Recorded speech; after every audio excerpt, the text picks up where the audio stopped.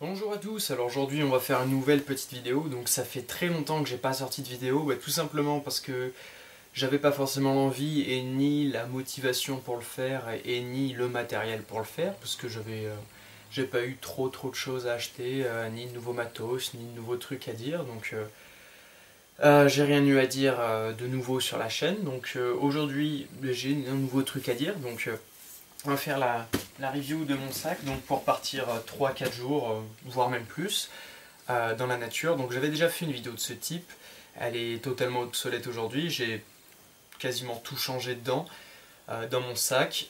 Donc je vous invite à regarder cette vidéo plutôt que l'ancienne, et donc à juger du changement de mon sac. Donc au départ j'avais un sac de 45 litres, c'était un sac de montagne, donc fait pour être profilé, sans aucune poche, fait pour être le plus léger possible. Donc là on a un sac qui n'est pas de montagne, donc un sac de randonnée, tout ce qu'il y a de plus classique, avec les poches sur le côté qui étaient rétractables, mais moi je l'ai acheté d'occasion, les sangles pour qui permettaient de compresser les poches sur les côtés ont disparu malheureusement.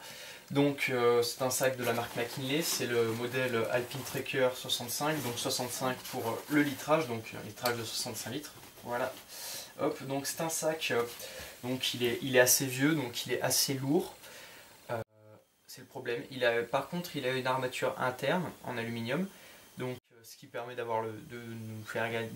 nous faire garder le dos droit, et donc d'avoir le poids maximum réparti au niveau des hanches et pas sur les épaules. Donc en aluminium, donc ce qui permet quand même une légèreté assez accrue, mais bon, on a des gros matériaux, donc bien solides, ce qui fait que c'est lourd, On a, hop là, le rideau vient avec, on a par contre des énormes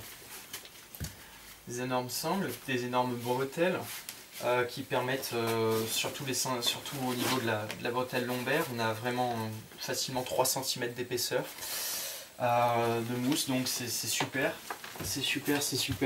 On a là bien sûr, comme sur tous les sacs de randonnée de ce type, totalement modulable, un système pour lever et pour baisser les bretelles, donc pour que ça soit au maximum adapté à notre morphologie. On a un dos tout en mousse, donc ça respire pas énormément, mais ça reste très confortable. Le sac fait à peu près toute la hauteur de mon dos, on n'est pas gêné tant que ça par le haut du sac. Donc tout est réglable, hein, bien sûr. On a les rappels de charge, même au niveau de la ceinture lombaire, donc ici. Qu'est-ce qu'on a d'autre? Le capuchon en haut, on peut le lever, donc manière à rajouter quelques litres, donc de l'ordre de 5 litres, je pense qu'on peut rajouter 5 litres en levant ou en baissant le capuchon du sac. Donc voilà, donc à savoir que ce sac, je dis que je me base sur 3 jours, mais ça après c'est au niveau de la nourriture, de l'autonomie en nourriture, on peut partir bien plus longtemps avec si on prend plus de nourriture ou alors qu'on prévoit des points relais. Donc allons-y, attaquons la review de ce sac. Donc, on va commencer par le commencement. Oh là. Les rideaux viennent avec. Donc, en haut, qu'est-ce qu'on a? On a tout d'abord un rain cover de la marque Quechua, parce que le Snug Pack que j'ai n'est pas adapté au litrage, donc c'est du premier prix. Mais ça fait très bien le boulot, hein. J'ai jamais eu l'occasion de le sortir pour l'instant, je l'ai acheté il n'y a pas longtemps. Donc on a 2 couleurs, donc si on veut se faire voir, du orange et du gris si on veut rester discret. Pourquoi pas, c'est pas mal. Pour 10 € c'est super. Paquet de mouchoirs, toujours, de la corde. Ensuite on a tout ce qui est confiserie de ration, donc histoire de manger sur la route. Voilà, pas de fruits, du chocolat, tout ça. Encore de la corde. La corde, on n'en a jamais trop dans ce type de sac, surtout quand on part assez longtemps. Sac plastique, toujours utile, toujours en avoir. Ça sert à tout, pour étanchéifier, pour ranger, surtout pour mettre ses affaires, ses déchets, tout ça. La paille Frontier Pro, donc afin de filtrer l'eau d'une rivière ou de n'importe quel point d'eau d'ailleurs, au cas où j'ai plus d'eau, je sois amené à boire l'eau d'une rivière, donc avec sa paille et l'adaptateur Camelback. Hop, et je crois bien que c'est tout. Allons-y, rangeons. Donc ça c'est ce qu'on appelle communément le fond de sac, donc c'est ce que j'ai de base dans mon sac. C'est ce qui me sert à tout. Tout ce qui est ici est accessible donc quasiment en premier. Donc c'est le matériel de première nécessité. Donc allons-y maintenant. Ouvrons la deuxième partie du fond de sac. Hop. Donc qu'est-ce qu'on a? Tiret chaud de ration, donc voilà, le secours avec des allumettes, encore des mouchoirs. Toujours important d'avoir des mouchoirs.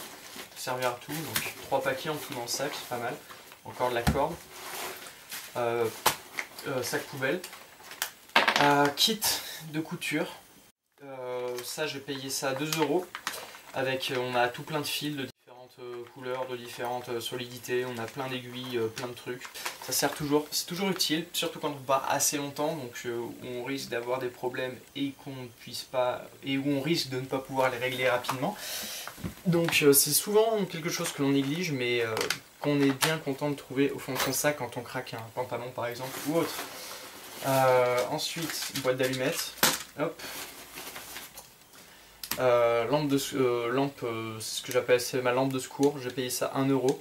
Donc plusieurs types d'éclairage, ça fonctionne avec deux piles. On a un bandeau qui peut s'enlever, donc on peut l'utiliser dans la tente. Moi c'est une lampe que j'utiliserai en cas de dernier recours. Hop. Ensuite qu'est-ce qu'on a? Un multi-outil, histoire de resserrer les couteaux, histoire de resserrer les trucs, tout ça. Hop, on sait jamais, ça peut toujours servir. Si on part en vélo aussi, bon, bien que le sac soit pas bien adapté à des sorties en vélo. Alors, qu'est-ce qu'on a d'autre? Des lacets de rechange, on va en avoir 2-3 paires, voilà. Toujours utile aussi, parce qu'un lacet, surtout quand on serre bien ses chaussures, ça peut toujours craquer, ça m'est déjà arrivé, j'étais bien content de les trouver. Des piles de rechange. Donc je me suis basé pour avoir tout le temps des piles AAA pour mes lampes. C'est principalement pour mes lampes d'ailleurs que j'ai des AAA. Oui, bah de toute façon, tout ce qui utilise des piles dans mon sac, ce sont des lampes, donc que des AAA, j'en ai plein, j'en ai toute une flopée, toujours utile. Ensuite, du scotch d'électricien, super, rien à redire, utilité maximale, comme la corde, toujours en avoir. Et je crois que c'est à peu près tout. Ouais, c'est tout ce qu'on a dans ce sac, enfin dans ce fond de sac. Ensuite, donc, on a bien évidemment...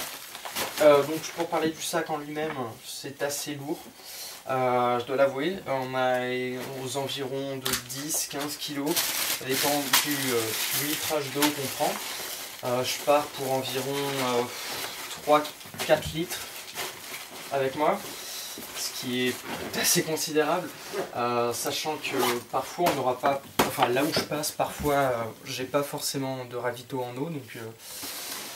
voilà, on est obligé de porter la flotte. Donc, ensuite, qu'avons-nous? On va faire les côtés, donc la bouffe.